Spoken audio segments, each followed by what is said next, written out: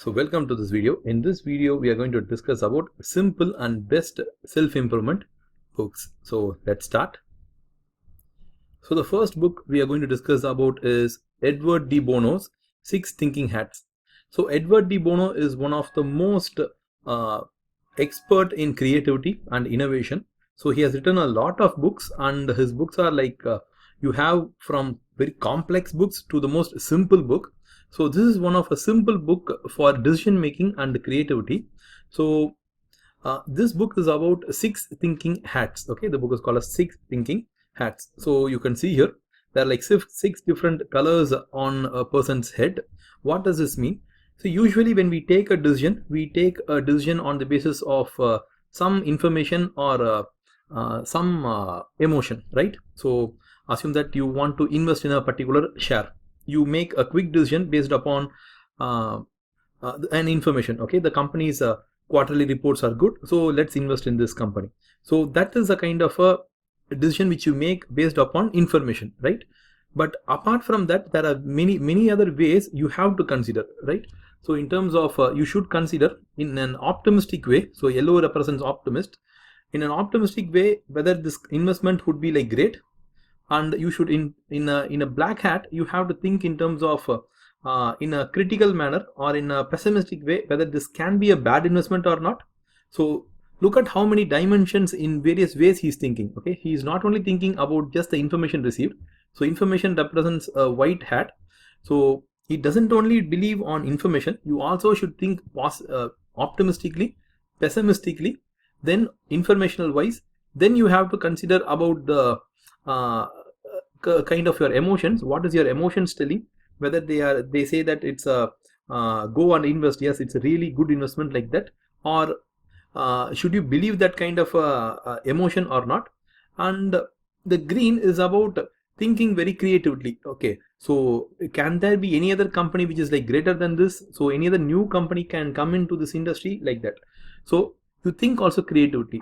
So any decision that you make, you have to think in different types of ways. So in an optimistic way, in a pessimistic way, using the information which is available, the emotional angle of that information, as well as a very creative kind of a angle. So what does the blue stand for? Blue stands for overall, like what is the final decision we are going to make. So when we consider different angles of information, the final decision that we make would be extraordinarily great. So that's about this book. So I think I've summarized this book itself, but read this book for yourself. It's a very detailed book, right? You can use it for your self-development. You can also use it for running meetings. Okay, how to conduct better meetings, how to make decisions faster and better. So it's a really nice book, very small book. Read it. We'll go to the next book. So this is the book number 2, Think and Grow Rich by Napoleon Hill. So whenever I read a book, I first read about who's this author and what he is all about. So Napoleon Hill has written this book in around 1920s or 1930s. So I was like very curious about whether this guy became rich or not. Okay, so whether he became rich or not. And surprisingly, he came from a very very middle class background, and he raised up to a level where he was the advisor to the president of United States. So you can see like how powerful position he held, right?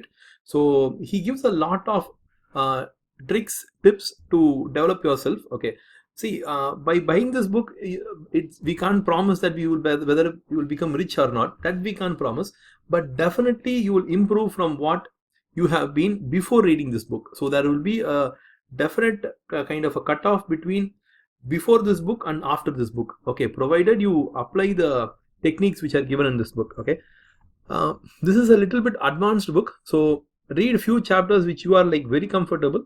If you find some chapters are like complex, just like ignore them. Okay, so usually this book he has written for people who are around 25 to 30 years old. Okay, so that is his age group for which he specifically wrote this book.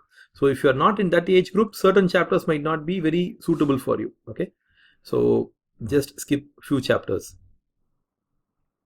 So this is a book called as Peaks and Valleys. It's written by Spencer Johnson. He has also written a very famous book which is called as Who Moved My Cheese, which we recommended in another video. So Peaks and Valleys, I found this book really amazing. So our life is not a very straight line, right? It's not always goes from down to top, and it's always doesn't go from top to down. It's usually ups and downs, right? We at certain points our life is like at a high stage, and sometimes it goes down, again it goes up.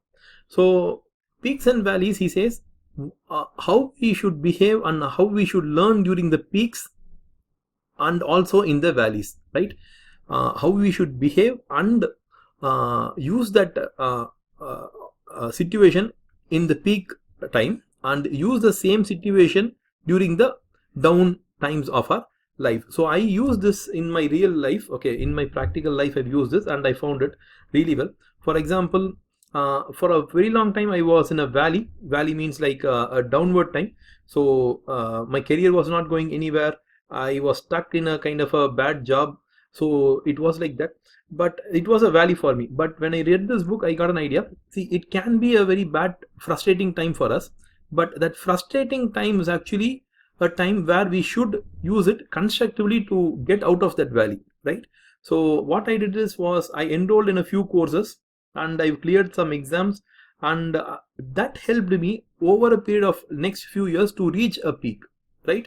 So if I am at my peak, when I was in my peak, I was not like arrogant or something like that. I used that peak time to ensure that I will be in peak times mostly, right? So I wasn't arrogant. I was using that time, that contacts, okay, that positions in such a way that whenever valleys in my life come, whenever low times in my down times in my life come, these contacts, these people, this networking, all these things will help me to again overcome my valleys. Okay, so it's all about using the ups and downs in our life to our advantage. So it's a really nice book. Read this book. So this is the fourth book and the last book in this video. It's called as Eat That Frog.